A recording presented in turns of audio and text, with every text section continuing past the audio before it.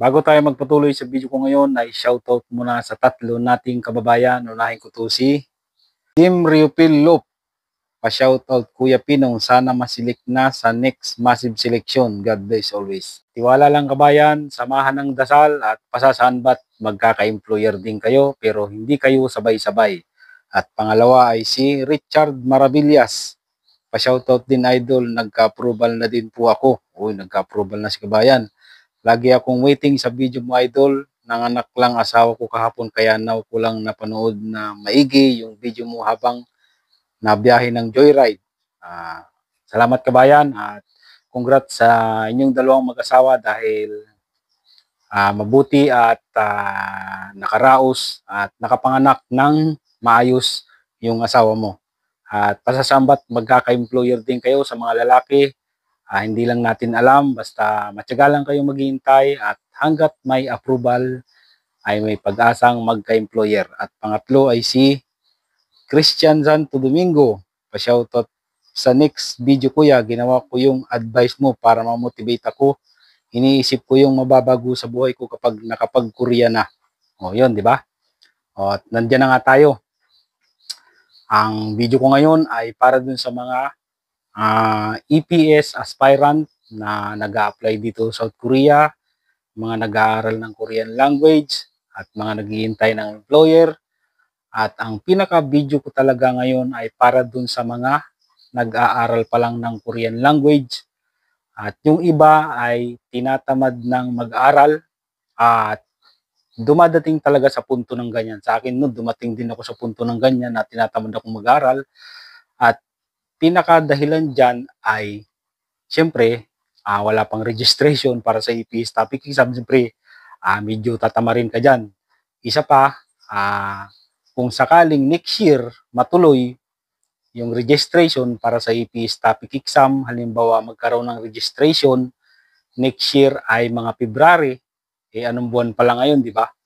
July pa lang ngayon, matagal pa talaga ang iintay ninyo para sa registration. Tapos pagkatapos ng registration ay baka mag-start ang exam ng mga first batch. Mangyayari baka yan ay mga April, March o May, ganyan. Medyo malayo pa talaga pero ito yung masasabi ko sa inyo at dumadating talaga sa punto na tatamarin ka talaga lalo pat may trabaho ka. Karamihan kasing nag-a-apply naman dito sa South Korea, karamihan kasi may trabaho. At kukunti lang talaga yung walang trabaho na nag-a-apply dito. At maswerte yung mga walang trabaho, siyempre tutok yun sa pag-aaral, nasa bahay lang nila. Pero sa mga may trabaho, ay dadating talaga sa punto na tatamarin kayo at lalong-lalo na kapag busy lagi sa trabaho, may pasok ng Sabado-Linggo, wala na halos pahinga. Pero nangyari yan sa akin dati nung nag-uumpisa pa lang akong mag-aral ng Korean language pero pagdadating ko sa bahay ay pinipilit ko talaga at nag-aaral ako. Naglalaan ako ng 1 oras bago matulog, nagbabasa. At pagkagising sa umaga, maglaan din kayo ng 1 oras. Pinakamaganda talaga mag-aaral sa madaling araw kasi fresh pa yung utak mo, hindi pa pagod. Yan yung advice ko sa may mga trabaho. Okay lang na kahit pagdating nyo sa bahay ay pahinga na at paggising nyo sa madaling araw bago kayo pumasok sa trabaho, habang nagluluto kayo, ganyan, basa-basa. Ito talaga yung number 1 na nakapag-motivate sa akin nung dati. Nung nag-aaral pa lang ako ng Korean language at nagpursige talaga ako kahit ipinangutang ko yung enrollment sa KLC, sa Korean Language Center, pinangutang ko pa yun. Nag-loan ako sa Pag-ibig. Isipin niyo, wala na halos akong makain. Talagang pinursige ko yung sarili ko. Isinugal ko talaga yung 7,000 na niloan ko sa Pag-ibig at nagalit pa nga yung asawa ko nun sa akin kasi nga sabi niya wala na nga halos kami makain. Tapos hindi na kami halos makabayad ng bahay. Tapos mag-a-apply pa ako sa Korea. Mag-aaral ako ng Korean language na wala namang kasiguraduhan kung makakapasa ako sa EPS topic exam o hindi. Kasi nga, nung time na yun ay malapit na akong ma-overage. Talagang sugal yung ginawa ko nung time na yun. Talagang sabi ko nun, kumbaga last chance ko na to. Kasi sa ibang bansa, overage na rin naman ako, hindi rin naman ako matanggap sa ibang bansa, katulad ng Taiwan, Japan. Ah, Pwede akong mag-apply ng Saudi pero iniisip ko noon bakit ako lalayo sa pamilya ko kung kapareho lang din naman sweldo sa Pilipinas ang susweldohin ko, di ba? At iniisip ko ang number one noon ay yun na nga. Ah, Pag nandito na ako sa South Korea, pag nakapunta ako ng South Korea, ay malaki talaga yung mababago sa buhay ko.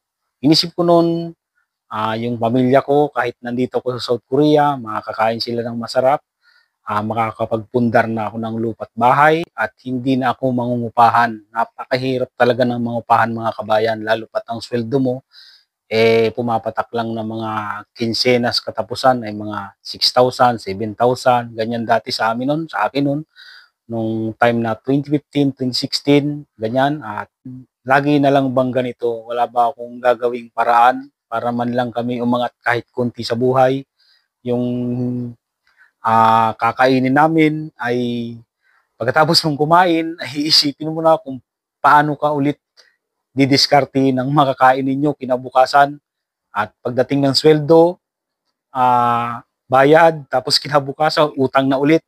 Napakahirap ng buhay ng ganun. Kaya doon sa mga nag-aaral ng Korean language, yan yung gawin yung motivation para sipagin kayo sa pag-aaral ng Korean language. At ang isa pang iniisip ko noon ay tungkol sa anak ko. Minsan kasi nakikita ko yung anak ko, nakatunganga. Makikita niya yung ibang bata kumakain ng masarap, yung anak ko nakatunganga. Gusto ko man siyang bilihan ng pagkain na masarap, hindi ko magawa.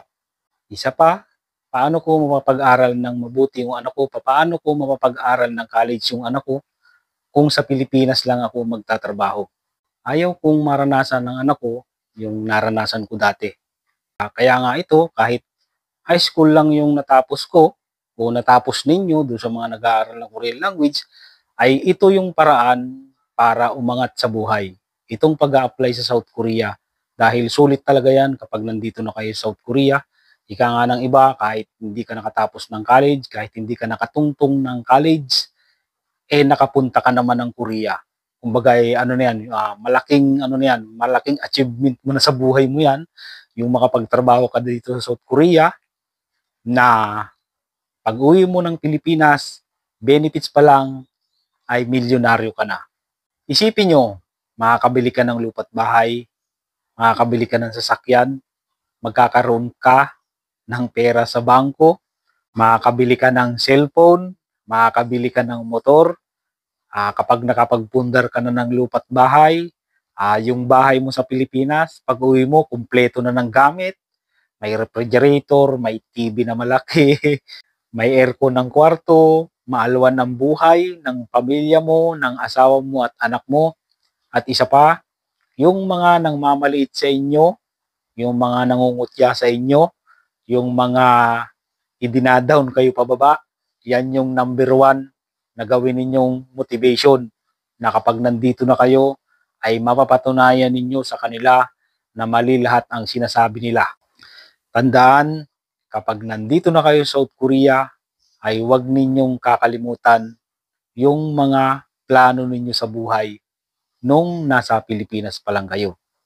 Bubuuin ninyo dito yung lahat ng pangarap ninyo para sa pamilya nyo, hindi para bumuo ng bagong pamilya dito sa South Korea.